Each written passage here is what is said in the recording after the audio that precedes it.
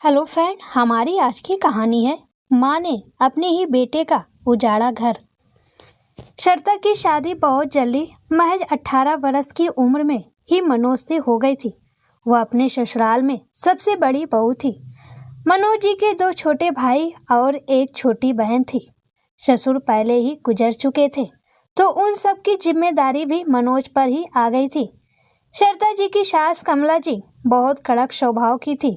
पूरे घर पर उनका ही प्रभुत्व चलता था।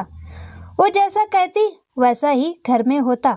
मनोज भी पूरी तरह अपनी माँ की ही बात सुनते और अपनी पूरी तनख्वाह लाकर अपनी माँ को देते। बचत के नाम पर 1 रुपया भी अपने पास नहीं रखते। शर्ता को जब भी किसी चीज की जरूरत होती तो उन्हें अपनी सास से मांगना होता। कमला जी की जब उनकी मर्जी होती तब उनको वो अपने हिसाब से पैसे देती, नहीं तो डांट कर भगा देती। शर्ता अपमान का घूंट पीकर घर के सारे काम करती, क्योंकि घर में उनकी सुनने वाला कोई नहीं था, ना ही पति ना ही कोई और जिससे वो अपने मन की बात कह पाती।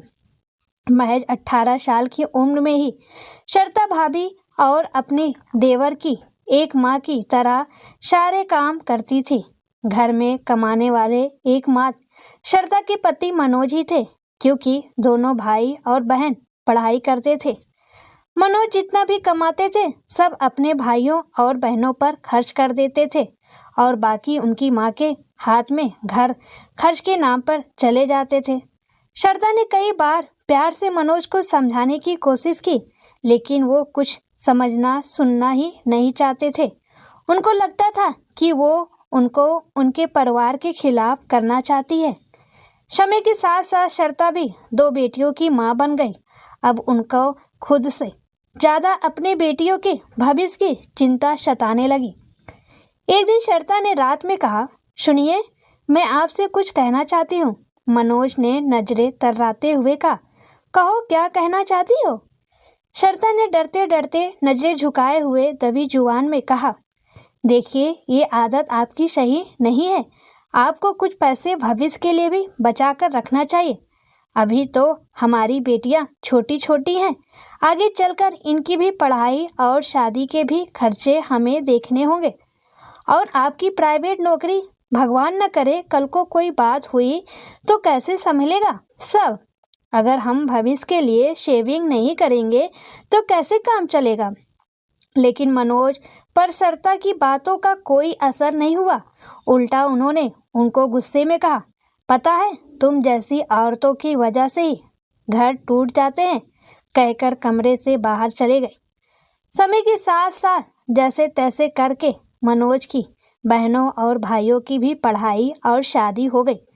मनोज के दोनों भाई शहर में अच्छी नौकरी करते थे, लेकिन घर के खर्चे के लिए 1 रुपए भी नहीं देते थे। अभी भी घर के खर्चे की सारा जिम्मेदारी मनोज की ही ऊपर थी। घर भी पुराना जर्जर हालत में हो गया था। तब एक दिन कमला जी ने कहा, मनोज, अब सिर्फ घर बनाने का काम रह गया बेटा, सोचती हूँ अपने जीते जी वो भी देख लूँ। तब मनोज ने कहा, माँ, ऐसे क्यों बोल रही हो? मैं कल ही घर बनाने के सिलसिले में बात करता हूँ। उन्होंने मदद की उम्मीद से दोनों भाइयों को फोन किया, लेकिन दोनों ही भाइयों ने मना कर दिया, ये कहते हुए कि उनके पास अभी इतना बजट नहीं है। तब मनोज ने अपने पीएफ के पैसे निकालकर घर बनवाने की ठानी, क्योंकि उनको अपनी माँ का सपना पूरा करना था। कमला जी को जब ये बात पता चली तो बहुत खुश हुई और दोनों बेटों के लिए कहा, बेटा, तू उन लोगों की बातों का दिल से मत लगाना। तू तो जानता है कि बड़े शहरों के खर्चे भी बड़े होते हैं, वरना वो तुझे झूठ थोड़ी ना बोलेंगे। मनोज ने कहा, हाँ माँ, जानता हूँ कि जब मुझे जरूरत होगी तब वो दोनों मेरे साथ हमेशा रहेंगे। तभी तो ये निर्णय लिया। मुझे बुरा नहीं लगा उनकी बातों का। शर्ता इस बार मनोज और कमला जी के सामने अपने मन का गुब्बार बाहर निकाला। उन्होंने बोला, मैं आपको पहले भी समझा चुकी हूँ कि पहले आपके भाई बच्चे थे, लेकिन अब तो वो भी कमाते हैं। आखिर घर के खर्चे में उनको भी तो हाथ बटाना चाहिए। क्या पूरी जिंदगी आपने ही उनका ठेका ले रखा है? आखिर हमारी भी अपनी जिंदगी है। कल को मेरी बेटियां बड़ी हो रही हैं, उनकी पढ़ाई और शादी के खर्चे कहाँ से लाएंगे? कौन देगा उनके पढ़ाई और शादी के पैसे? जब बेटे और भाई बहनों की ही जिम्मेदारी निभानी थी तो शादी ही क्यों की? क्या मुझे बता सकते हो कि पिता और पति की जिम्मेदारी कौन निभाए? इतना सुनते कमला जी ने घड़ियाली आंसू रोने लगी। उन्होंने कहा, देख तो बेटा, कैसे जुबान चला रही है ये तो शुरू से ही अपना अलग घर लेकर अलग हो जाना चाहती थी, लेकिन इसके मंसूबे पूरे नहीं हुए तो तेवर दिखा रही है। मनोज ने गुस्से में कहा, शर्ता, जगह देखकर बात किया करो, समझी? अपना मुंह बंद रखना, वरना मुझसे बुरा कोई नहीं होगा। माँ, आप चुप हो जाओ, चिंता मत करो, मैं किसी के झांसे में नहीं आने वाला, ये घर बनकर रहेगा। शर्ता के लाख मना करने पर भी मनोज ने पीएफ के पैसे से और कुछ पैसे बैंक से लोन लेकर घर बनवा दिया। शर्ता इस बात को लेकर हमेशा बहुत चिंतित रहती, कैसे उसका जीवन चलेगा। बढ़ती बेटियों को देखकर उनकी रातों की नींद भी गायब हो जाती। वो दिन रात सोचती, अचानक पैसे की जरूरत पड़ गई या कुछ बीमारी हो गया तो कहाँ से पैसे लाएंगे।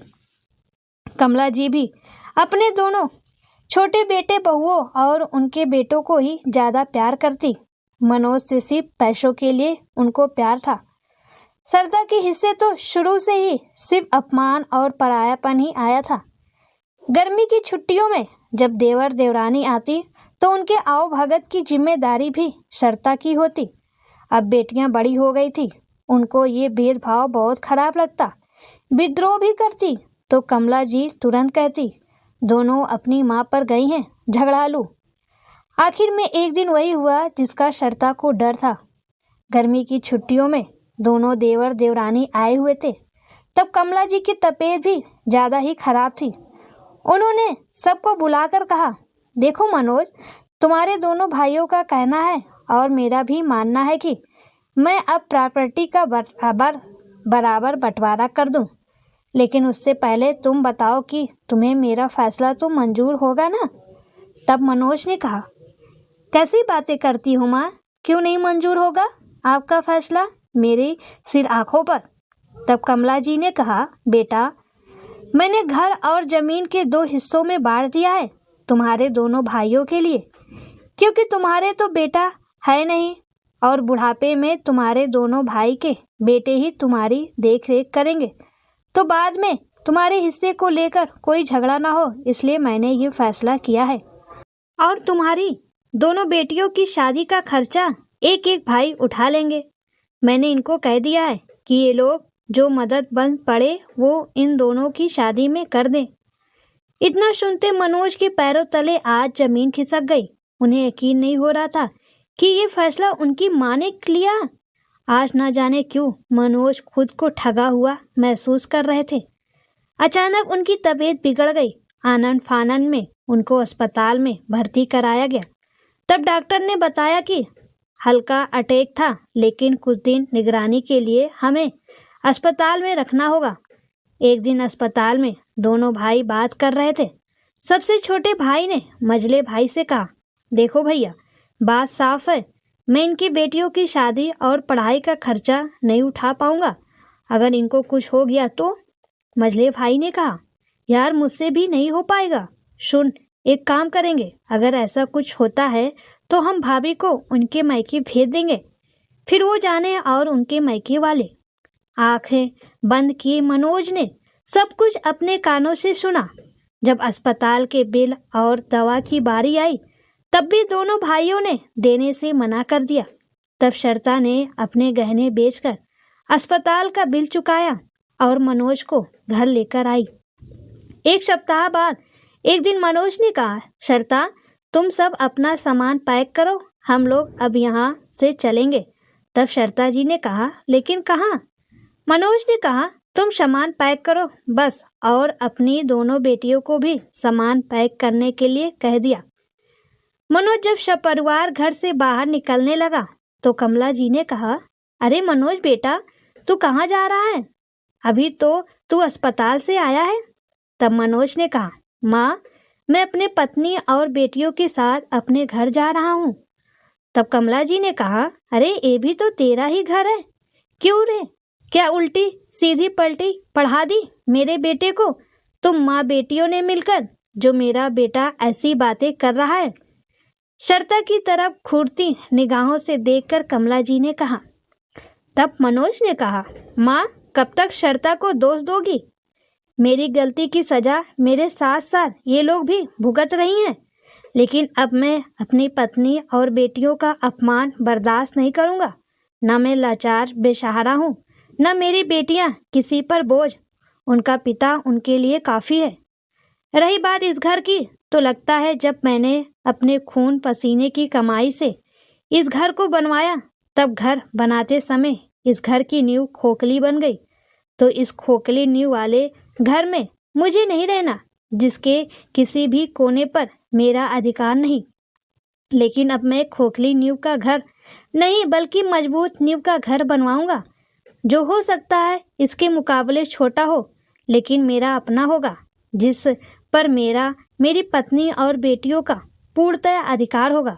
आधे से ज़्यादा जिंदगी और कमाई तो मैंने बर्बाद कर दी, लेकिन अब जो बचा है कम से कम उसे तो बर्बाद होने से बचाना चाहता हूँ।